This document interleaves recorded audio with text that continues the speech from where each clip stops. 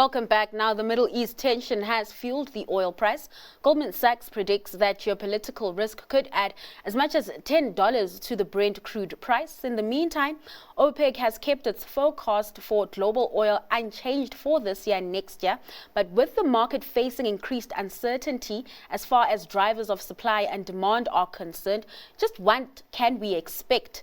Charles Kieck, Director of Research at Afriforesight, joins us with his analysis and outlook for the oil market. Charles, thanks so much for your time this afternoon. So, as mentioned, tensions out in the Middle East really giving the oil price a boost following strikes between Israel and Iran last week. We saw a huge spike in the oil price, but into this week, the gains seem to have subsided. How concerned are you about what's been playing out in the market, as it doesn't seem like those gains are holding? I mean, from about $78 per barrel to about 71 today.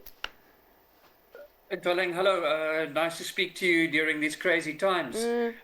Yes, as you mentioned, following the attack of Israel on Iran last week, Friday, we saw a spike in oil prices from about $65 a barrel at the beginning of June up to as high as $78 a barrel. But then prices have sort of eased a little bit and have been volatile in the 70s, depending on the latest developments. And the reason for this is, as you mentioned, is that markets are pricing in a risk premium for the potential of disruption to oil output in the Middle Eastern region, which accounts for about a third of global output. But just to give a little bit of context, the prices just before I came on was just under $77 a barrel. And that's about the same price that oil was at the beginning of the year, and a little bit lower than what the price was on Donald Trump's inauguration day on 20 January. And also a little bit more context, in previous price spikes as a result of geopolitical tension, prices and on those occasions went much higher, up to $120 a barrel, following Russia's full-scale invasion of Ukraine.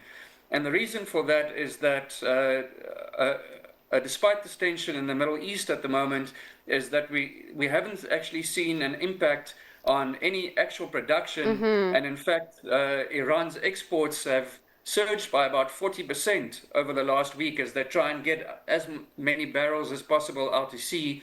And then also in general that the market is extremely well supplied at the moment, at a time when we expect oil demand to decrease. And that was going to be my next question, that then, Charles, that we aren't seeing much sustained volatility because we haven't seen, I guess, disruptions at the Strait of Hormuz. Yes, that is one of the big risks. The Strait of Hormuz, a very narrow waterway, maybe up to about 40 kilometers wide, through which about 20% of global oil production needs to go through. All of the production from Iran, Saudi Arabia, Qatar, UAE, Iraq, all needs to go through that narrow strait. And even though Iran has over the years, as conflict has come and gone, they've many times threatened to block the strait, but actually have never gone so far. And it's even doubtful at this stage whether they have the capabilities to block it. And certainly the US wouldn't stand for it. And China, who is Iran's, that takes about 90% of Iran's oils at a discounted price, they wouldn't be too happy about it either. Also, in the worst case scenario, the Saudis have the option of a pipeline to bypass the strait. The UAE has the option of bypassing the strait, although the Iraqis, Iranians themselves, and the Qataris would actually be blocked. So yes, that's a potential risk. which we see relatively unlikely at this stage. Another potential risk is the involvement of the U.S. How concerned are you about that, considering some of the commentary we have been hearing from President Donald Trump? On one hand, Trump demanding that Iran's unconditional surrender. Then on the other hand, he's telling reporters that the U.S. may get involved, may not get involved. It seems like, he likes it when nobody knows what he's about to do. I think what he likes, yes, is the attention that he's getting at the moment. Yeah. Overnight, we've had some reporting that he has actually given the go-ahead, or that he has approved the plans for the strike. The target being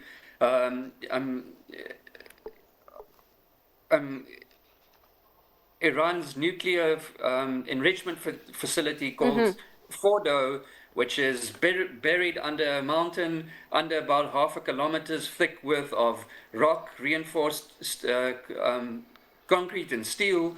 And this is the center of the Iranian nuclear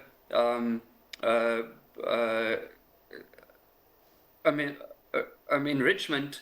But unfortunately, the Israelis are unable to take out this fortress by themselves, so they need the US to provide the big bunker buster bomb, which is about 15 tons of explosives that they would drop, and they would need more than one to actually potentially disrupt this underground fortress. But Donald Trump is also very uncertain whether the strike will actually be successful, and he's also very wary as someone who had campaigned on being a peacemaker, America first. There's lots of discord within his MAGA supporter base, whether they support the strike on Iran. And there are also eerie echoes of 2003, before the US went into Iraq, supposedly to find the weapons of mass destruction.